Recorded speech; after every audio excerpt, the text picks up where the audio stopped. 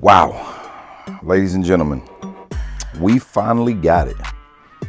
The Brownells 6.5 Creedmoor carbon barrel, 22 inches. That's a big one. Let's get into it. You can take this out whenever you're ready. I'm such a classic country kid. I'm here born again. Amen. Gotta get a little head back as I tap dance on the track, praising God in advance. It's so phenomenal. Hey, nothing is better than a country boy. Good morning, good afternoon, and good night to you wherever you are on the planet. It's your man's Gamage, and I am back. Today, we are here because it finally came back in stock. We got the ping, and the 22-inch carbon barrel for the 6.5 Creedmoor back in stock. I don't know how many of you are looking to get one, and or those of you who have a 6.5 and you trying to do something to it, but I highly recommend this one upgrade, if nothing else, for your 6.5 Creedmoor. Today we're going to get into it, but not just that, guys. We also watch out, the gun butter here. Why we got gun butter? Because everything goes better with gun butter. Ladies and gentlemen, we also have the anechoic freaking 30 can, and we are stoked about it. I'm gonna go ahead and show you. Boom, bam. Look at that. Look at that. Look at that. Match. Oh yeah. Oh yeah. It matches, somewhat matches, the finish that Trigger Dad has done on the freaking Sig Cross. So guys, let's just jump right into it. This is supposed to be an easy job, and so I'm hoping that it is. So as you know, the good folks at YouTube won't allow us to show everything, but we're going to share most.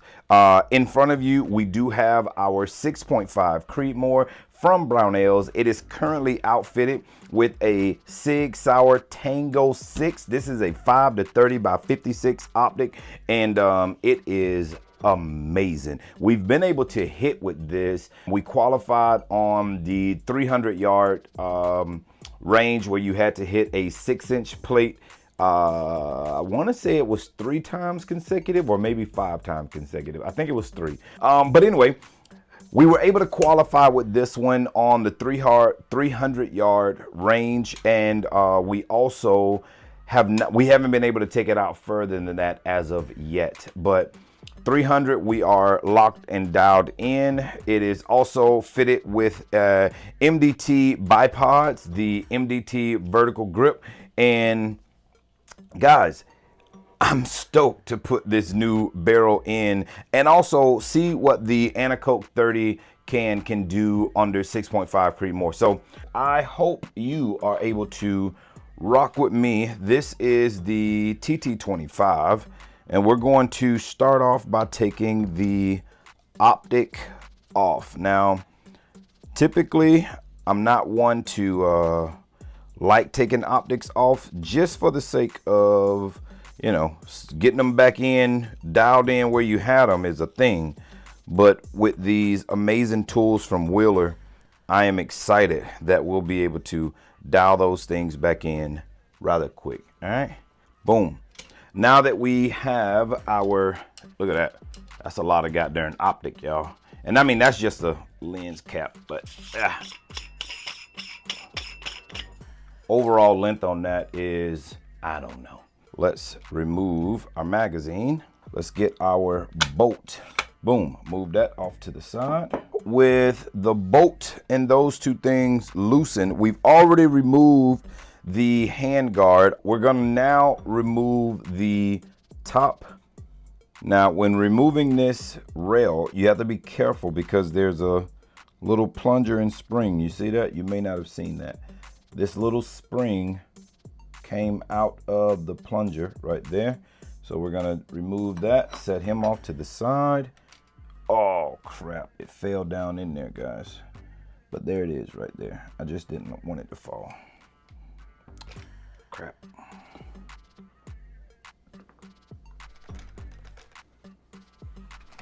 So this is what happens when you're a do-it-yourself gunsmither, you just, you got to do it yourself. And then we're going to expose these top screws that we can go ahead and loosen. That's not a TT25, so that's not 25, 15. Now, once we get all of this out, we are going to go over into the vise and our Brownell's master vise. But right now, I want to take all of this off right here. Gun butter, scoop to the side. Let's go to the vise. We are going to insert the soft jaws on the master vise. Beautiful thing about it is that it rotates. You guys have heard me say this before. I absolutely love the master vise from Brownell's, not just for the, look at that, the flexibility of being able to maneuver it around like this, but then that height, like being able to raise things up to eye level to be able to work on them, is another very beautiful thing. So we're going to take this baby and mount him in the vise. Now, once we have him there, we'll go ahead and lock him down there. Boom. We are in there. We've already loosened this. Let us get in and take off this barrel nut. And we do have our Real Avid tools that we're going to use for this. Loosen that castle nut. Look at that. We need that castle nut, so let's take that off.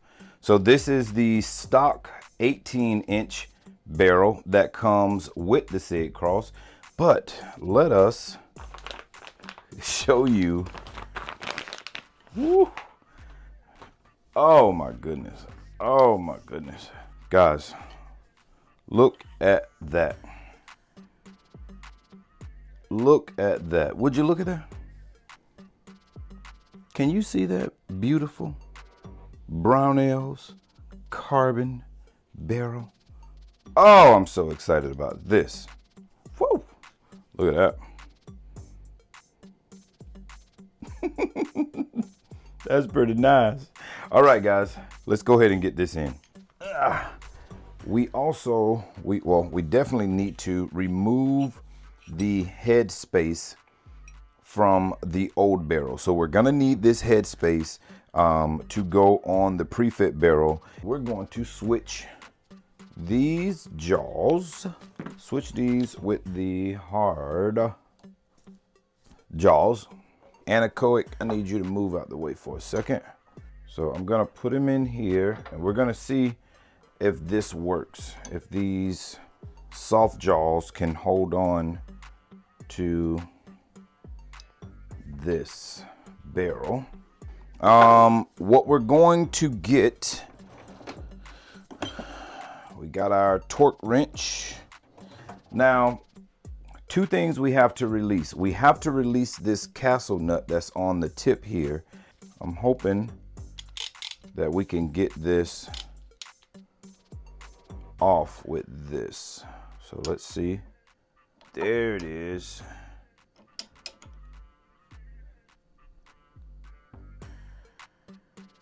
Oh, the barrel's moving. That's what it is. That jaw's not tight enough on there. So we need to clamp this down a little tighter. We're gonna figure something out here. You know something? I'm gonna try something, because why not? Why not try it? I cannot find the boring rifle muzzle brake that I had on the 6.5 Creedmoor when I took it off. I cannot find that muzzle brake, which I do not understand why it's not in the place that it should be, because that's where all things should be. Like, you put things in a space. So here, look, here's the boring rifle muzzle brake. off of my 5.56. Boom, boom, boom. The boring rifle muzzle brake for the 30 cal, it should be in this same drawer. But guess what, guys? It's not. I mean, we got freaking upper receivers. Well, I mean, full uppers in here. We got plates in here. We got lights. We got buffer springs. We got slings. We got alti clips. We got everything in here. IR lights. Everything in here but what's supposed to be in here. And that trips me out. It's not in any of these drawers. And I don't like that. So we're going to try something. You know what I mean? We're going to try something because we're gunsmith. And as a makeshift gunsmither, who am I not to try something? I got to try something, guys. What are you going to try, Gamage? I'm going to try something. I'm going to try something, guys. I'm gonna try to put this can on, right? This is my can for my my lever action, or actually my hog rifle too, the 300 blackout. I run this can. It's a SRD 45 can from Sig Sauer. I run this can on the 300 blackout. I often sometimes run it on the lever, but I'm going to see if I can hold that and apply counter pressure while attempting to break the lock on this. Now this is a very ratchet way of doing this, guys, so don't try this at home, okay? All right, here we go.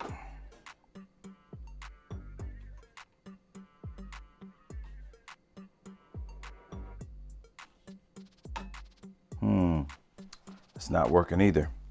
I'm gonna try everything I can before I quit.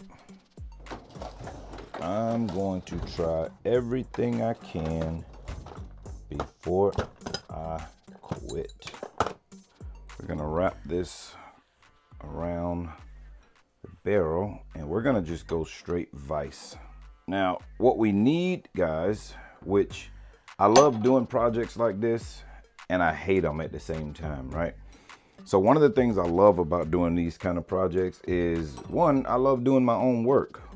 But then the thing that I hate about doing these kind of jobs is that it exposes me for the lack of tooling that I have. Like each time I work on something different, not every time, but there are times when I work on something different and I realize, Gamage, you don't have all the tools that you need. And then I order it. So something that I need is a barrel clamp. I need an actual barrel clamp so that it'll lock. So even that, see, like the barrel is moving. All right, so here's what we're gonna do, ladies and gentlemen.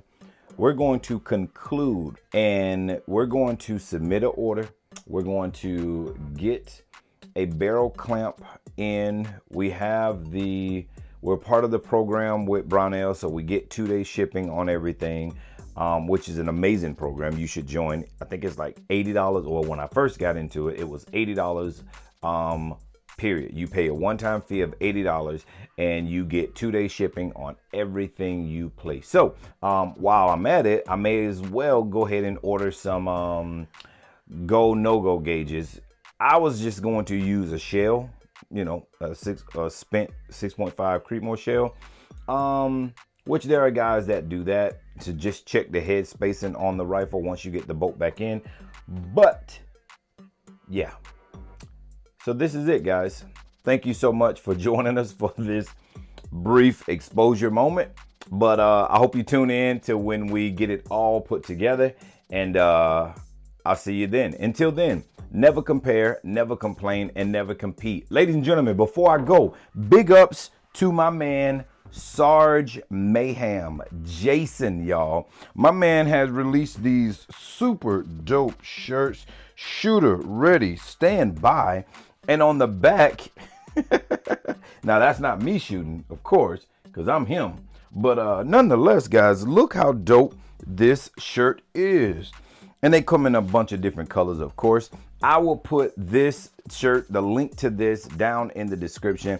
Pick you up one of these shirts. Sergeant Mayhem, also subscribe to his YouTube channel as well. Guys, all proceeds from these shirts go to veteran sponsored programs. He is a veteran and does some amazing work here locally in the Tampa Bay area. He's an instructor as well as a good friend, and I support him. So guys, go over, click subscribe to his page, check out all the amazing things that Sarge Mayhem has going on, and pick you up a shirt. Consider picking you up one of these dope range t-shirts and support our veterans. Until then, guys, deuces.